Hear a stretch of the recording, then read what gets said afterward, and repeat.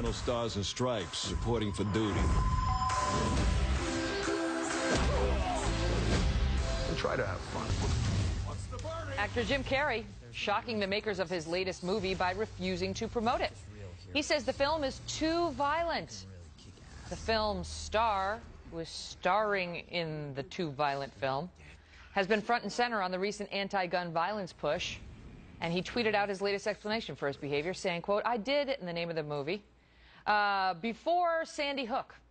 And now, in all good conscience, I cannot support this level of violence. My apologies to others involved with the film. I am not ashamed of it, but recent events have caused a change in my heart." Joining me now, Malkin, who's a columnist and a Fox News contributor.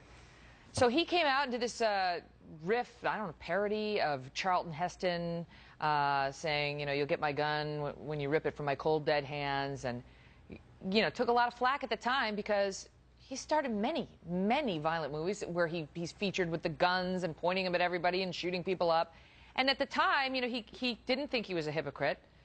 And he was making this movie at the time he was saying all that stuff. But now that it's time to promote it, Michelle, he's come out and said, "Oh, that's a bridge too far."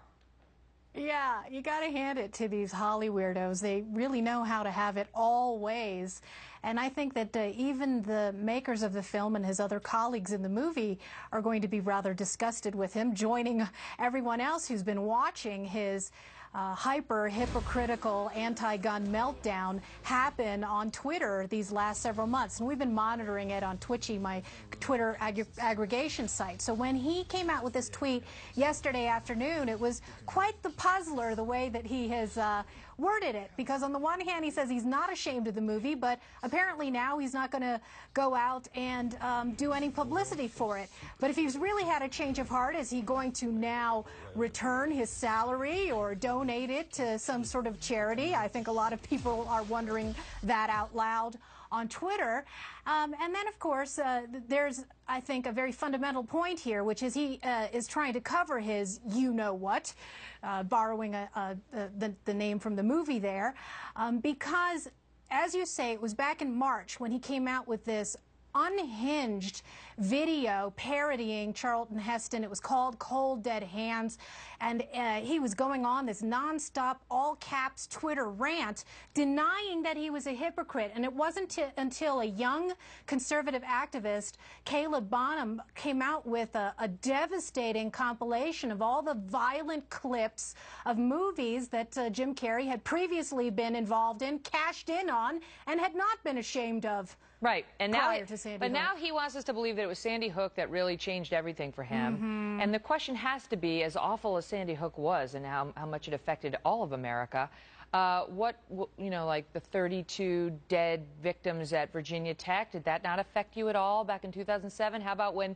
Gabby Giffords got shot along with 5 other people at her rope line, or Columbine for that matter? None of the other violent incidents that he puts entirely, you know, the blame on guns and, you know, bad guns as opposed to the bad people, those did not affect him and did not stop him from making any of these movies.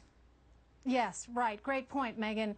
And it really underscores just how expedient his anti-gun pose and posture and theater has been over the last several months. Look, you know what? I think there's a part of me that wants to accept his change of heart, because I welcome any Holly weirdo acknowledging that there might be some consequences and there might be some personal responsibility on the part of these actors and directors and producers who've indulged time and again in these blockbuster movies that use excessive amounts of gratuitous violence. These are the same people on the left who blame Sarah Palin and her use of a standard campaign targeting map for every last instance of random violence in this country, and then deny that all of the filth and all of the bloodbaths that they put out there might possibly have something to do with the level of violence in our culture. Mm-hmm.